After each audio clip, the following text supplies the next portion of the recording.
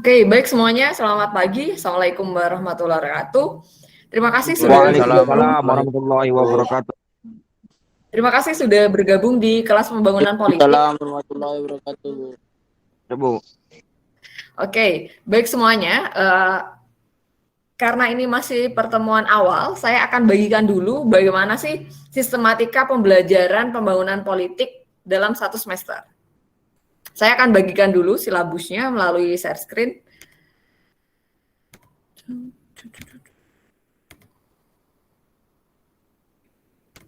Apakah sudah terlihat?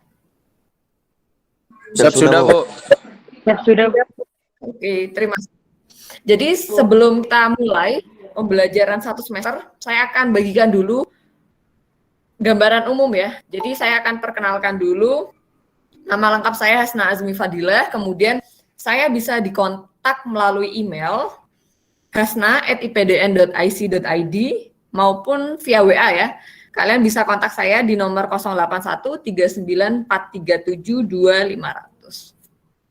Nah, sebelum kita belajar lebih mendalam, lebih detail berkaitan dengan silabus pembangunan politik, kita harus tahu dulu nih, pembangunan politik itu seperti apa sih, deskripsi mata perkuliahannya, kemudian ekspektasi dan tujuan belajar ini apa saja gitu. Jadi di awal saya akan jelaskan dulu pembangunan politik ini sendiri akan membahas banyak konsep, terutama berkaitan dengan definisi, teori, tentang apa makna mendalam berkaitan dengan pembangunan politik. Termasuk juga pembangunan demokrasi, kemudian pembahasan tentang isu-isu kontemporer terkait, dan juga keterkaitan pembangunan politik dengan sistem politik tidak hanya di Indonesia, tapi juga di tingkat global. Kemudian, dalam perkembangan selanjutnya, kita juga akan melihat bagaimana sih peran kelembagaan yang memainkan fungsi penting dalam sistem politik tersebut. Lalu, tujuan dari pembangunan politik sendiri adalah ketika kalian sudah selesai belajar tentang pembangunan politik, kalian diharapkan dapat memantapkan pengetahuan, kemudian kalian juga bisa paham konsep teori maupun pendekatan yang lazim digunakan dalam pembahasan atau diskusi isu-isu kontemporer yang berkaitan dengan pembangunan politik. Bahkan secara khusus, kalian atau semua peraja dalam kelas ini diharapkan sudah paham atau nantinya kalian punya wawasan yang luas terhadap proses pembangunan politik dan isu-isu yang berkaitan dengan pembangunan politik itu sendiri gitu. Termasuk juga lingkungan sosialnya, kemudian dari aspek ekonominya dan sebagainya. Terakhir, melalui teori dan pendekatan yang telah dipelajari, peraja juga dapat mengaplikasikannya dalam bentuk tulisan, bisa juga melalui analisis yang kalian tulis di tugas, maupun mungkin bisa kalian terapkan ketika nanti kalian menulis laporan akhir atau skripsi begitu. Dan bahkan kalau misalnya nanti kalian diberikan kesempatan untuk terjun langsung ke lapangan atau melakukan BKP, kalian bisa menerapkan konsep dari pembangunan politik itu di lapangan. Tidak hanya di kampus ya, tapi juga bisa jadi di daerah kalian sendiri. Untuk mencapai tujuan tadi, beberapa bahan bacaan yang bisa kalian baca sudah saya tampilkan di silabus. Ini 2 linknya. Jadi itu bentuknya modul yang bisa kalian akses secara online gitu. Ketika kalian sudah klik di link ini, kalian bisa download materi tersebut dan bisa kalian baca sewaktu-waktu. Jadi tidak harus online, tapi sekali kalian download itu bisa kalian simpan. Nah, dalam jadwalnya ke depan kita akan punya 12 minggu. Kalau secara utuh, ini yang tertulis hanya 8 karena 4 minggunya itu nanti 2 minggu untuk UTS dan 2 minggu untuk full diskusi. Jadi secara materi kita akan bahas beberapa topik, bisa kalian lihat dari minggu pertama hingga minggu ke-8. Untuk minggu pertama kita akan punya pengantar perkuliahan ini berkaitan dengan penjelasan saya mengenai apa sih silabus yang kita akan pelajari, kemudian bagaimana mekanismenya, kemudian bahan bacaan apa yang bisa kalian akses. Jadi mungkin belum semuanya masuk ke link Google Classroom. Jadi nanti kalau sudah tergabung di Google Classroom, kalian akan mendapatkan bahan bacaan yang bisa kalian akses sebelum masuk ke kelas gitu, atau kita sebelum pertemuan online.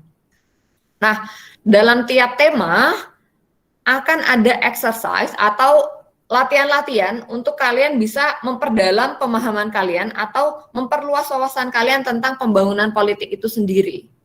Jadi nanti akan ada berbagai macam aktivitas. Kita bisa melakukan mind mapping. Mind mapping itu semacam pemetaan begitu. Melakukan analisis dan kemudian dipetakan secara umum. Kemudian kalian nanti juga akan punya presentasi kelompok. Juga akan ada focus group discussion, ada presentasi dan kuis, dan mungkin kita bisa kembangkan kalau misalnya nanti ke depannya kita sudah bisa secara offline begitu, atau nanti ke depannya kita juga bisa melakukan diskusi tanya jawab, bahkan kita bisa melakukan semacam debat yang akan membahas bagaimana isu-isu dalam pembangunan politik yang mungkin saja ada dua sisi gitu, pro dan kontra. Jadi kita juga bisa melakukan debat untuk memperdalam pemahaman kita mengenai konsep-konsep dalam pembangunan politik itu sendiri. Nah, saya akan sebutkan dari minggu pertama hingga minggu terakhir kita akan membahas apa saja. Yang pertama kita akan membahas tentang pengantar studi pembangunan politik. Ini berkaitan dengan fondasi awal mengenai konsep, kemudian mengenai apa sih gambaran pembangunan politik itu sendiri. Selanjutnya, di minggu ketiga kita akan punya mazhab-mazhab pembangunan politik. Ini berkaitan dengan, jadi dalam mencapai tujuan pembangunan politik, jalannya atau jalurnya itu ada berbagai macam, ada berbagai pendapat, ada berbagai konsep. Nah, kita nanti akan pelajari satu persatu, mana yang bisa bekerja di satu wilayah, tapi kemudian tidak work out di wilayah lain, atau misalnya ada yang gagal total, kemudian apa yang menyebabkan itu terjadi begitu. Jadi kita analisis secara mendalam akan seperti apa. Kemudian selanjutnya di minggu keempat kita akan punya materi berkaitan dengan tahapan dan hambatan pembangunan politik. Di minggu kelima selanjutnya kita akan belajar bagaimana sih pembangunan politik di negara berkembang.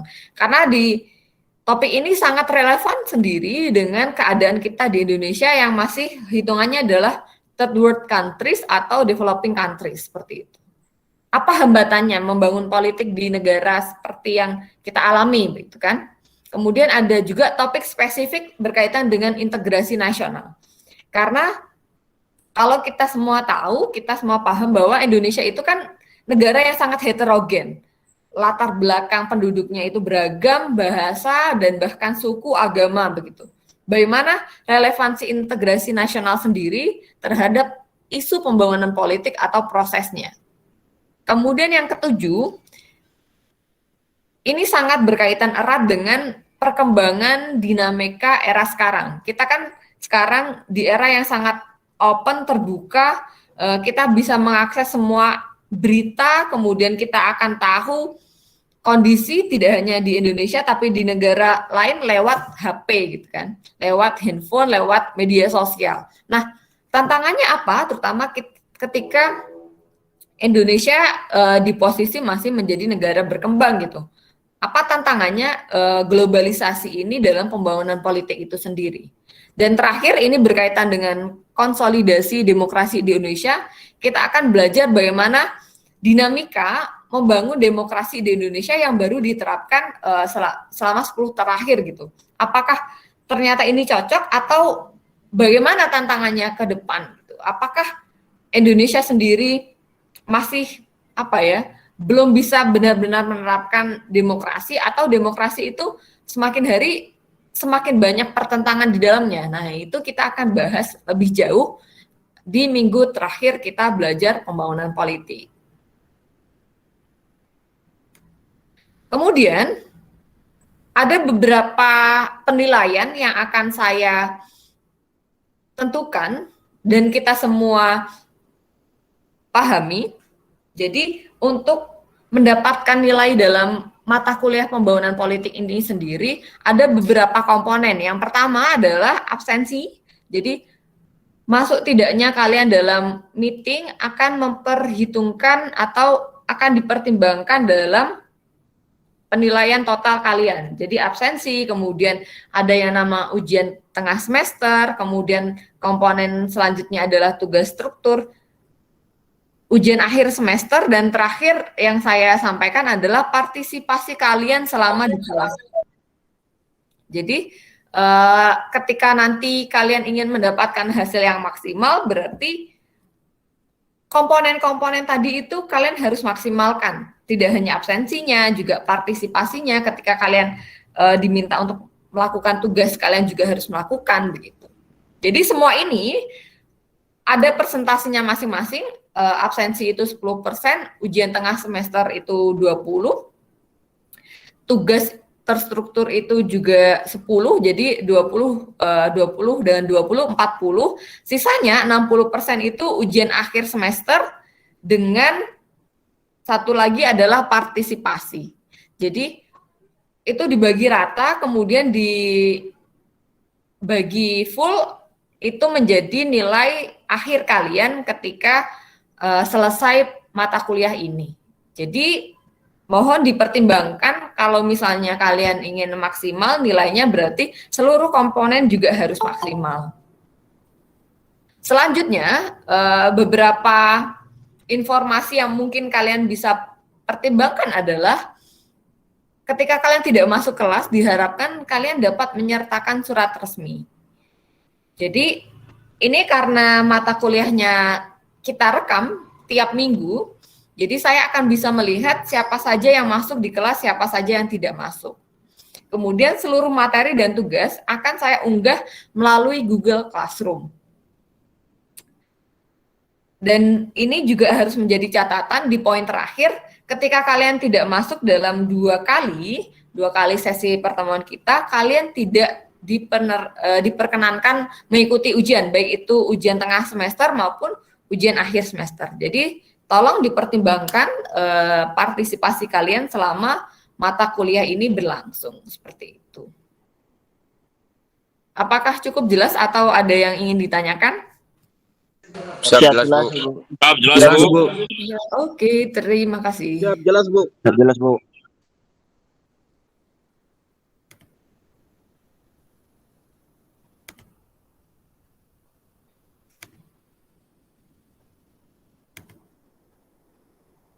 Nah, ini saya selanjutnya akan membagikan materi awal pembangunan politik. Kita akan juga brainstorming ya, karena ini sangat dasar sekali, fondasi berkaitan dengan pembangunan politik yang akan kita bahas selama 1 semester.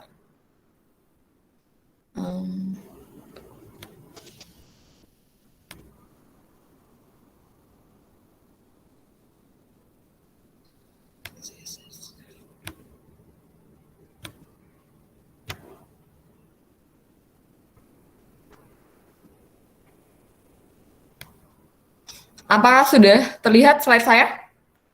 Siap, sudah, Ibu. Sudah, Bu. Oke. Siap sudah, Bu. Terima kasih. Jadi saya akan, untuk pertemuan awal, saya akan mengajak kalian diskusi nih. Mengajak kalian diskusi berkaitan dengan bagaimana kita bisa memahami proses pembangunan politik itu sendiri. Oke, pertanyaan awal saya ke kalian adalah, adakah salah satu dari kalian atau mungkin kalian sudah familiar dengan topik pembangunan politik itu sendiri? Apakah ini baru pertama kali atau sebelumnya sudah pernah mendengar istilah pembangunan politik sebelumnya?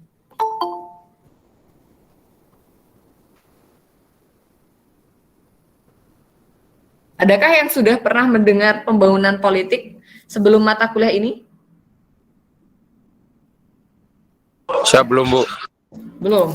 Yang lain? Belum. Belum. Belum, Bu. Belum semua. Tapi pernah nggak mendengar istilah pembangunan? Pasti pernah kan kalau untuk pembangunan sendiri? Saya Siap pernah, sudah, Bu. Bu. Mm-mm. Kalau Saya pernah, pembangunan, Bu. Saya pernah, Bu. kalau kalian mendefinisikan pembangunan itu seperti apa? Izin, Bu. Menurut saya adalah pembangunan adalah segala upaya untuk mewujudkan perubahan, Bu. Melakukan perubahan. Jadi sesuatu yang berubah itu bisa dikatakan pembangunan. Iya, Bu, Ya, siap, Bu. menurut saya begitu, Bu. Oke. Yang lain? Itu pembangunan itu merupakan rancangan atau mengatur sesuatu untuk menjadi lebih berkembang atau lebih baik, Bu. Untuk mengatur sesuatu lebih menjadi lebih baik atau lebih berkembang ya. Siap, Bu. Oke, tadi oke sebentar. Saya punya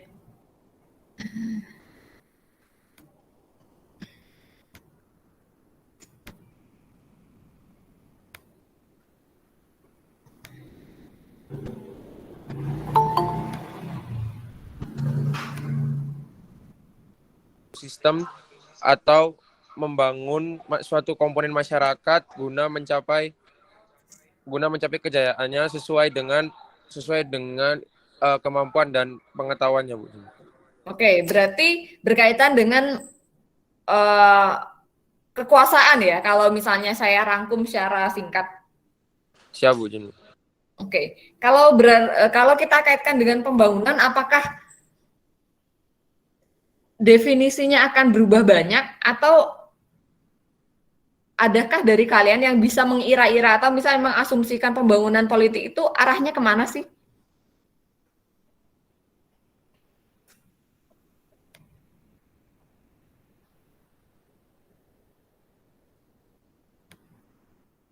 Izin, Bu. Ya, silakan. Ini namanya siapa nih? Izin, Kalian Bu, bisa kalau respon menurut siapa? saya, Oh, Grace ya. Oke, silakan Grace. politik sendiri mengacu ke arah bagaimana kita bisa memahami suatu perubahan sosial politik yang terjadi di negara.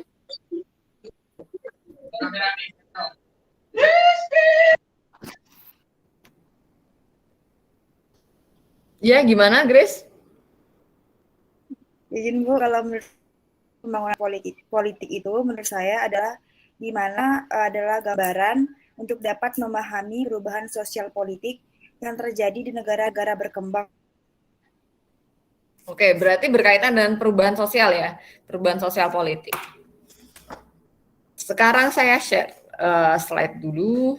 Nanti saya akan ajukan pertanyaan ini ke kalian nih, sebagai bahan brainstorming.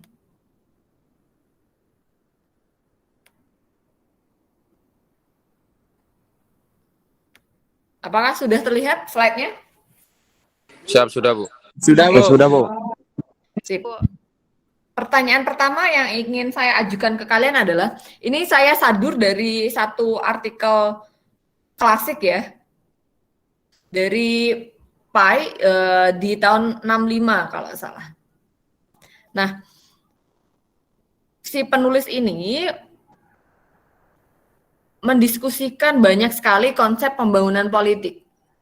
Dan ini bisa sangat beragam dan bahkan perspektifnya akan berbeda juga. Sekarang pertanyaan saya ke kalian adalah, tadi kalian mengatakan bahwa pembangunan politik mungkin berkaitan dengan perubahan sosial gitu, perubahan sosial politik. Pertanyaan saya, bagaimana kita bisa mengatakan bahwa oh ini politiknya terbangun atau ini sedang dalam proses pembangunan politik?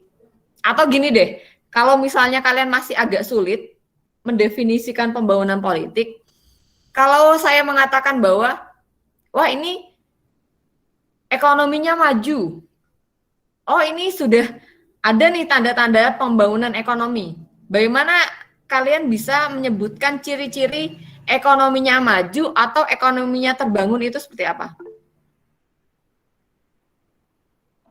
Izin, Bu, izin menjawab, Bu. Oke, boleh. Silahkan. Ini namanya siapa? Izin, Bu, Iwayan Prayoga Puja Sastrawan kelas 4, Bu. Oke, Iwayan. Silahkan. Izin, Bu, dalam pembangunan ekonomi salah satu indikator yang dapat kita lihat yaitu GDP-nya, Bu, atau ini apa produk domestik brutonya, Bu. Mm-mm. Untuk dalam pembangunan politik ini, menurut saya salah satu yang dapat dilihat yaitu dari indikator demokrasinya, Bu. Mm-mm. Karena saya pernah lihat dibaca di beberapa artikel yang mengurutkan berbagai negara di dunia berdasarkan indeks demokrasinya, Bu. Izin, Bu. Oke, bagus. Pendapat dari Iwayan ya. Yang lain punya pendapat lain? Apakah hanya dari indeks demokrasi pembangunan politik? Izin Bu, izin menjawab Bu. Boleh, silahkan. Ini namanya siapa? Izin Bu, Tri Agustina Bu. Oke, Tri Agustina, silahkan. Izin Bu, pembangunan politik itu berarti pembangunan dalam segi ketatanegaraan negara. Dalam artian apabila sistem di suatu negara itu stabil, maka ekonominya juga akan stabil Bu, izin Bu. Maka dapat dikatakan bahwa ekonomi suatu negara stabil itu juga dipengaruhi oleh iklim politik maupun demokrasi dan pemerintahan di suatu negara itu juga stabil, Bu izin. Oke, bagus sekali jawabannya dari Tri Agustina ya, menambahkan tadi apa yang disampaikan oleh Iwayan. Yang lain punya pendapat yang berbeda atau bisa menambahkan juga kok kalau misalnya kalian ingin menambahkan mungkin? Izin Bu, izin menambahkan Bu. Boleh, ini namanya siapa? Izin Bu, Windy Puan kelas A5 Bu, absen Oke, 25. silakan. Ya. Izin Bu, tadi kan dalam penjelasannya itu ada pada slide sebelumnya saya melihat pembangunan politik dalam arti derivatif Bu. Mm-mm. Nah, jadi jika digabungkan dengan ekonomi, jadi saya mendapat penjelasan seperti ini Bu. Pembangunan politik itu berkaitan erat dengan bidang-bidang pembangunan lain Bu, seperti ekonomi, sosial, dan budaya. Jadi kalau misalkan keberhasilan pembangunan ekonomi itu maju, maka pembangunan politik juga akan maju Bu. Demikian pula sebaliknya Bu. Kegagalan pembangunan dalam bidang politik juga akan menghambat proses pembangunan ekonomi. Karena itu pada dasarnya diperlukan keseimbangan tertentu pada semua bidang pembangunan baik politik, ekonomi, sosial, budaya maupun keamanan Bu. Izin Bu, itu tambahan Bu, izin Bu. Wih, mantap sekali. Windy ya tadi ya, namanya Windy Puan. Siap Bu, izin Bu. Oke, keren sekali Windy atas apa yang disampaikan. Betul, jadi yang disampaikan teman-teman kalian tadi sudah mengarah pada konsep pembangunan ekonomi.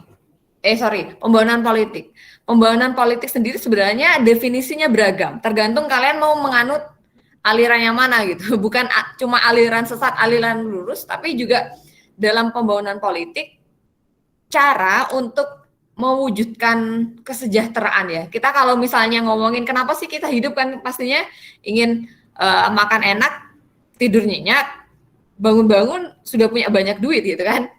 Tapi kan itu tingkatnya masih individu. Tapi kalau misalnya tingkatnya kita tingkatkan menjadi tingkatan negara, pembangunan politik, pembangunan ekonomi adalah tentu tujuannya kesejahteraan bukan cuma hanya satu orang, tapi rakyat yang lebih luas.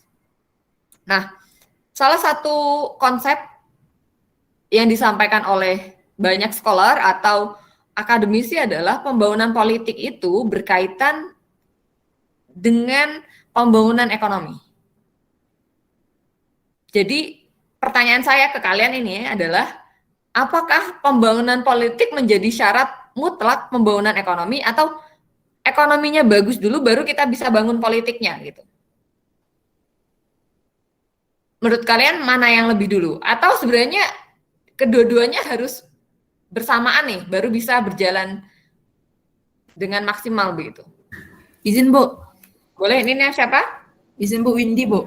Bu, oke, Windy lagi, silahkan. Izin Bu, menurut saya keseimbangan itu harus tercapai Bu. Karena tidak tercapainya titik keseimbangan itu dengan sendirinya menimbulkan tekanan-tekanan terhadap bidang-bidang yang tidak berkaitan Bu, misalnya. Izin Bu. Oke, yang jadi pada akhirnya itu berdampak terhadap sistem secara keseluruhan Bu. Oke, jadi menurut Windy pembangunan politik juga harus bisa berjalan, pembangunan ekonomi juga jalan gitu. Dua-duanya jalan bersamaan ya. Siap Bu, izin Bu. kedua Oke. semuanya tuh harus pada titik tengahnya, Bu, izin, Bu. Oke. Nah, dalam berbagai kasus memang itu diterapkan ya. Tapi ada juga beberapa negara yang memilih pembangunan ekonomi dulu, baru pembangunan politik. Contohnya seperti apa? Yang tadi disampaikan oleh Windy itu case-nya Indonesia banget.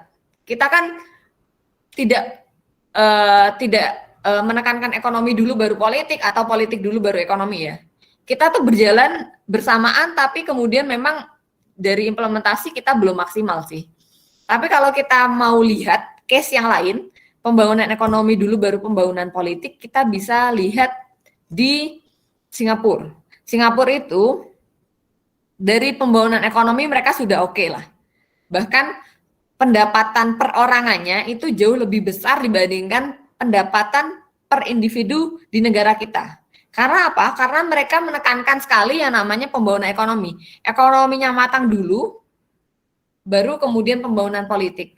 Kok bisa seperti itu? Karena menurut mereka, ketika pembangunan politik itu masih bergejolak, ketika rakyat itu dikasih partisipasi, kemudian rakyat protes, itu pemerintah mereka kan otoriter nih. Jadi jangan keliru. Pemerintah Singapura sendiri itu bukan pemerintah yang full demokratis seperti di negara-negara Skandinavia. Mereka justru sangat otoriter. Bahkan menurut mereka, kalau kita lihat alirannya Singapura, mereka cenderung yang penting rakyat sejahtera dulu, nggak apa-apa, nggak boleh terlalu neko-neko dalam tanda kutip. Yang penting mereka sejahtera, mereka hidup nyaman.